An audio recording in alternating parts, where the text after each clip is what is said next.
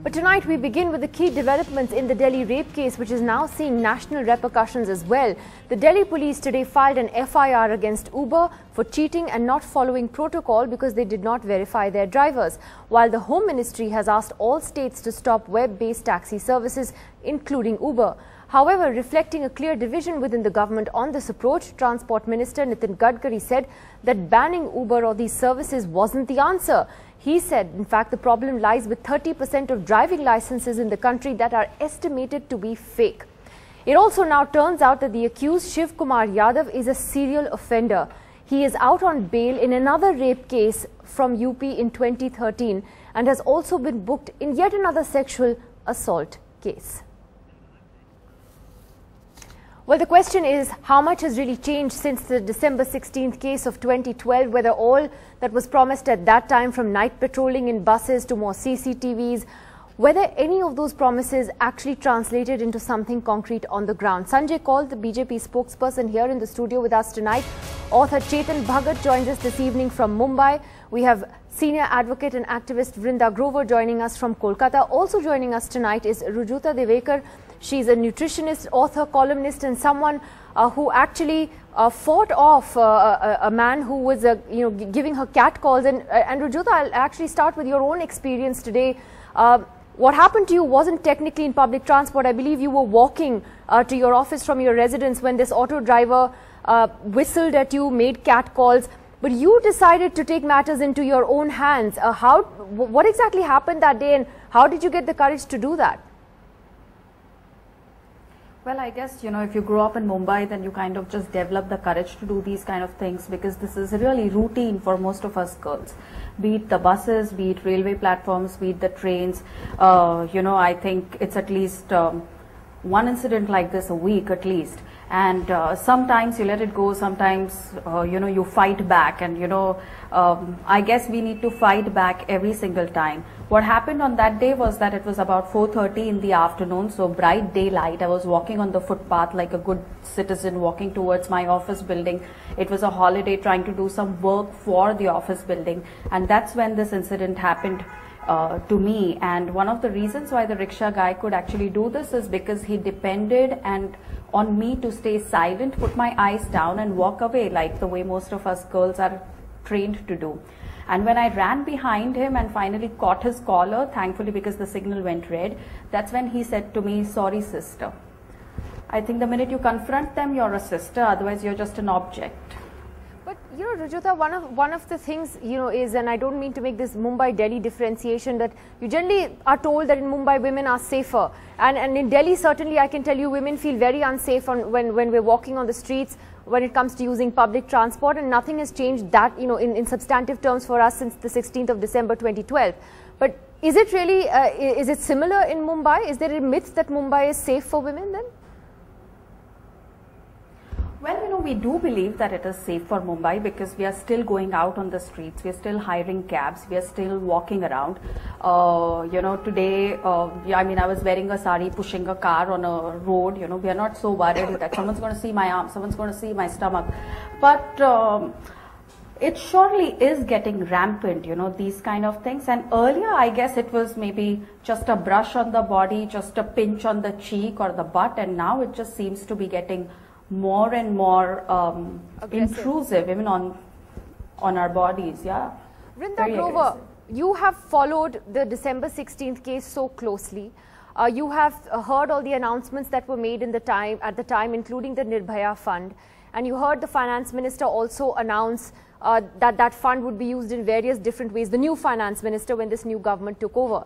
I also saw a quote of yours in one of the publications from a few months ago, where you expressed skepticism about where that money is going.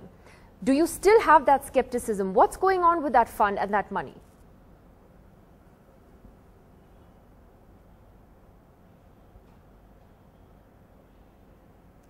Actually, this is a question that we really should ask the present government and the earlier government. My name was on the task force of the Nirbhaya Fund. There is one meeting to which we were invited. Thereafter, to the best of my knowledge, no such meeting of the task force has taken place, or at least I have not been invited to any subsequent meeting. The money was parked in the finance ministry when it was allocated. Other ministries were told, if you want that money, you put out projects, you put out proposals, bid for that money, and the finance ministry will then decide, is it worthwhile to allocate the money or not. This, to my mind, was a very, very wrong start that we did with that fund. That fund was created because clearly there was need felt that there are various areas through which women's security can be enhanced, safety can be enhanced, and immediate budgetary allocation needs to be made, and long-term measures for budgetary allocation are required. None of that exercise of determining or talking to persons and people and communities who know where that money needs to be allocated has ever been undertaken. It is now simply an announcement that is made in Parliament, that is then echoed in international fora by the government to show that they are keeping up with their promise. On the ground, nothing is changing because actually neither is the government tuned into what measures need to be taken, nor is that money being actually allocated. So my skepticism is now turning into despair. No, but Vrinda, the question is then you're saying that this 1,000 crore exists on paper, but we still don't know where and how it's being used. We still don't know that.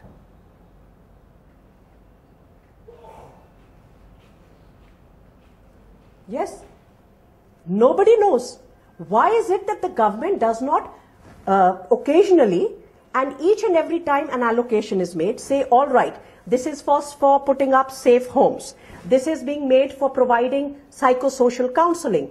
This has been put in to provide certain kinds of inputs into the curriculum. Some money has been allocated for the media. What is being done with that money? Why are the citizens not being informed? So Sanjay, I'll take that question to you. That, you know, women's safety and security was made an important poll issued by no less than Mr. Modi himself in the run-up to the campaign. Why is this opaqueness about what's happened to this fund and where it's going, for example? Well, to be fair, the Nirbhaya fund was a legacy, and I don't think there is any particular attempt at covering up anything. In fact, in July, if I remember correctly, the Home Minister had wanted the rollout for some of the projects in Nirbhaya fund to roll out faster. So I don't think that is really the issue at all, I believe. I think it's also because if you really look at this, it's merely really a branding exercise. You know, the amount of money that you have, 1,000 crores put aside specifically for women's security, and by calling it Nirbhaya fund, you see, it cannot operate in isolation. Security per se is not specific, gender specific after a point. The overall security scenario being what it is, the systems being what they are, and the sort of things that you see overall is not really conducive to any change, for the simple reason one component of the government machinery is not working with the other component. So even if you were to, for instance, one example of where that money has been used, Mr. Kaul. Sorry? She's asking for one example of where that money has been used. So am I. Because no, I said, for instance, there was this the proposal basically of linking up through GPS phones which women carry. So this was, we built roads. This was roads one of the are meant for everybody. Don't give those kind of answers. Sorry? That was the legacy of the previous government. That's what they did with the SC fund. So let's not play the same game again. No, I don't think we are playing games here. I think I was trying to basically answer the question that she asked, which is there any issue with regard to transparency? I think fact of the matter is the rollout is going to be a problem simply because it is approached incorrectly. The allocation can come from any head. It doesn't have to be called a Nirbhaya fund. But the problem is that women's security is not outside of security in general. It is within the larger atmosphere of what you need to do. So you are getting it wrong by insisting. Hasn't been utilized. No, yeah, exactly. My point is you had an X amount of money that was No, sanctioned. we are talking about a specific allocation of money just now. Absolutely. And Mr. Jaitley in July announced in Parliament that there would be 50 crores, for instance, spent by the Transport Ministry on a scheme called the Safety for Women on Public Road Transport.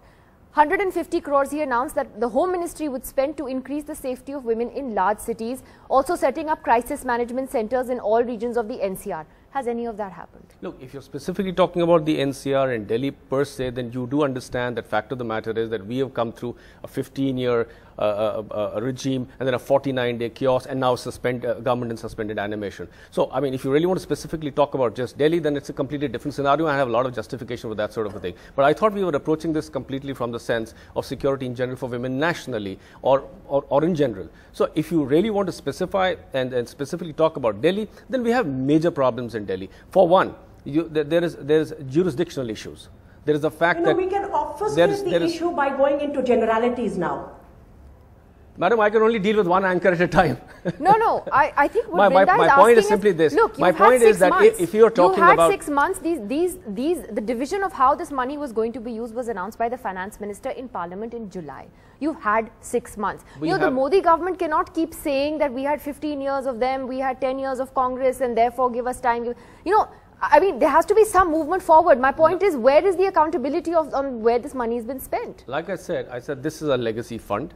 This is a legacy program. The fact of the matter is that it was easy to basically declare it, and the nitty-gritty is the difficult part, and that's what, if you really want to have a realistic discussion, this is why it doesn't happen. You can't be telling me that people have the money and don't want to spend it. It's not. It's the governmental system. For instance, you have suggested that we'll have technology that links up phones to call centers. Easily said than done. You have said that we will have CCTVs everywhere. You can have a television everywhere, but is it monitored? Okay, but the problem is, Chetan Bhagat, that when the protests were taking place in Delhi almost 2 years ago to this day, you heard the BJP in opposition making these same arguments against the Sheila Dikshit government and saying, well, why aren't you doing this? And she was held accountable. The protesters at India Gate held Sheila Dikshit accountable. We blamed her. We said that you didn't do enough. Societal problems are one part of it. Attitudes are one part of it, but law and order is another important component. Chetan Bhagat. Well, I mean, I thought this is what good governance is all about. This term that good governance involves making people feel safe and not saying, I'll tell you what the problem is, the bureaucracy is like this and the jurisdiction is like this and that. I mean, that's all very interesting, but that's not the point, right? The point is the people are not feeling safe. They elected you to make a difference because the previous guys weren't. Now, what have you done about it? We see a lot of announcements on what should be done in terms of a languages taught and things like that going on, but this is something which is real, a fear that is real in women.